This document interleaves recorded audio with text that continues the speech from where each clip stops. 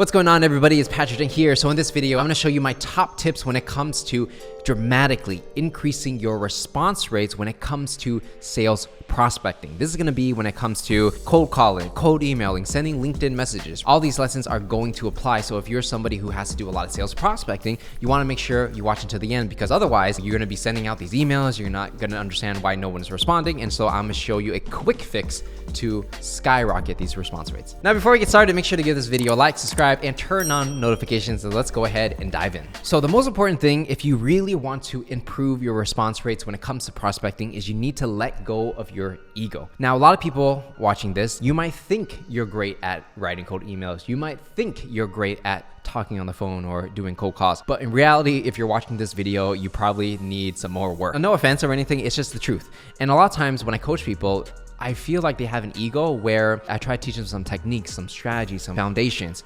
They'll say, oh, I already know this, Patrick. It's so basic. Give me the advanced stuff. And it's like, well, if you already knew this, then you would be getting much higher responses compared to now, right? The problem that I see a lot of people have is that they don't let go of their ego. They just think so highly of themselves. They think they already know everything.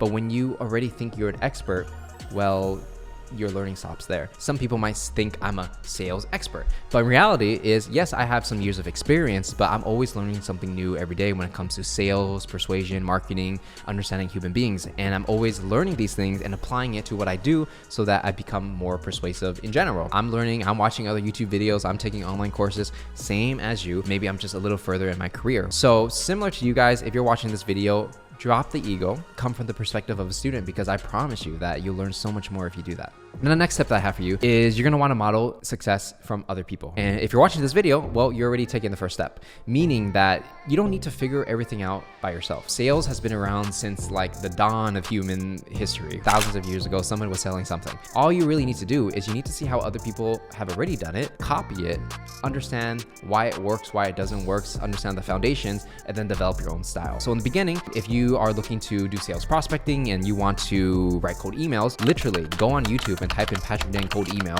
and look at my templates, right? Because these are templates that I've sent and have gotten great response rate. Copy the template, change it up for your product and service, change it up for your company. If you want to make it longer, shorter, whatever, try different things, but you want to make sure you model off of someone's success and then do it. If you kind of just do it on your own first, the chance of success is pretty low because you have no experience, right? But if you find templates online or templates from YouTube or whatever the case is, it really will increase your response rate. I know for me, when I started learning cold emailing, I took a few online courses, I read a couple books before I even started, and then I literally just copied their template, replaced their company with my company, replaced the body of the email with my specific solution, and it worked. Literally, you just need to model off of other people, and then from there you can innovate and try different things, but you need to have a solid base before you can build on top of it. Now, the next step of being successful in sales prospecting foundationally is to agitate pain and solve it, right? So I get cold emails all the time, and people are always saying like, hey, Patrick, would love to work with you, would love to, sell you my software and stuff like that. And I read the email and I think to myself, damn, like maybe if they tried a little harder, I would actually like respond to their email. And the problem that I see that most people have is that they don't agitate pain, meaning they don't empathize with the customer. They're only talking about themselves. When you talk about yourself, nobody cares. What you want to do is you want to understand what pain somebody might have and agitate it, meaning you want to turn that little tiny pain that they have and make it into a big deal. So let's say you're selling recruiting services. You're trying to find companies, small companies that are growing. You want to sell your recruiting services and do headhunting for them. If you email 1,000 people and say, hey, I can help you find talent, some people might respond, but a lot of people aren't going to respond because they're going to say like, why would I hire this person when I could do it myself? Instead, what you want to do, you could say like, hey, I know a company like yours, you're growing a lot, but as a CEO, you just don't have enough time to like go through this interview process, put out these ads and things like that, because it's not the best use of your time. You have other things to do. You got a business to run. So I can actually help you find the top tier talent. Here are some of the people that I helped in the past that are similar to you. Let me know if it makes sense to talk. That's how it goes. Actually, this happened to me. So somebody emailed my company and they said, basically they went with that pitch.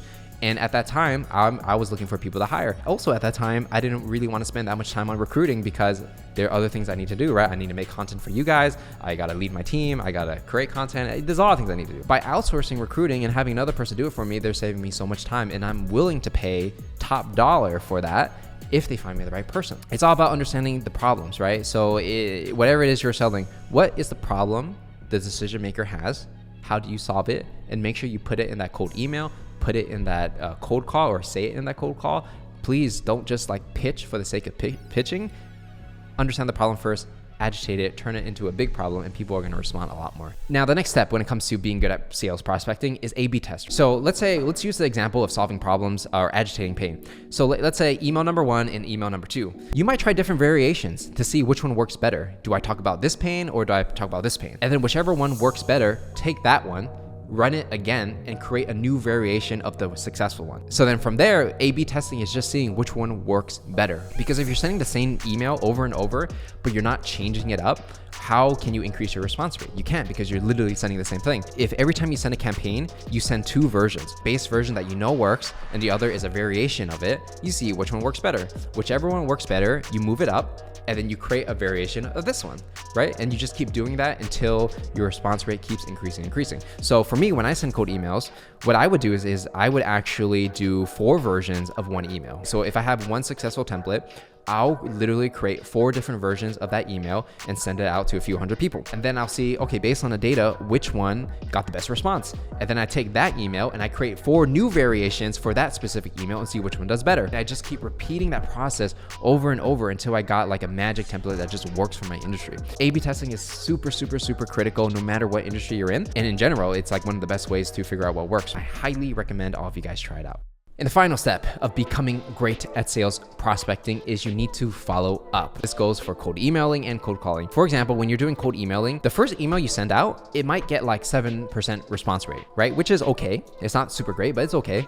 But then if you follow up a few days later and say, hey, I didn't hear back from anyone, let me know if it still makes sense to talk about recruiting or whatever. You might find that the second email gets another 5% response rate. And then there are people that don't respond still, right? And so maybe a week later, you send another response, you get another 5%. And then another week later or 2 weeks later, you send another follow-up and then another 5% response. So then at the end of your campaign, if you send 4 emails, maybe you'll get a 20 to 30% response rate, which is pretty decent actually. The magic is in the follow-up, right? Just because someone doesn't respond to the first one, it doesn't mean they're not interested. Sometimes they're just busy. Sometimes they saw it, they were going to respond, but then they forgot about it and they just need a little reminder. As long as you provide value and you're genuinely trying to help, people don't really get annoyed from you sending follow-up emails. But if you're just spamming people and you're saying like, hey, buy my products and services. Hey, did you see my email? Oh, I just, I actually got those emails before and it's annoying. So it's all about your intent. If your intent is to help, people don't find it annoying.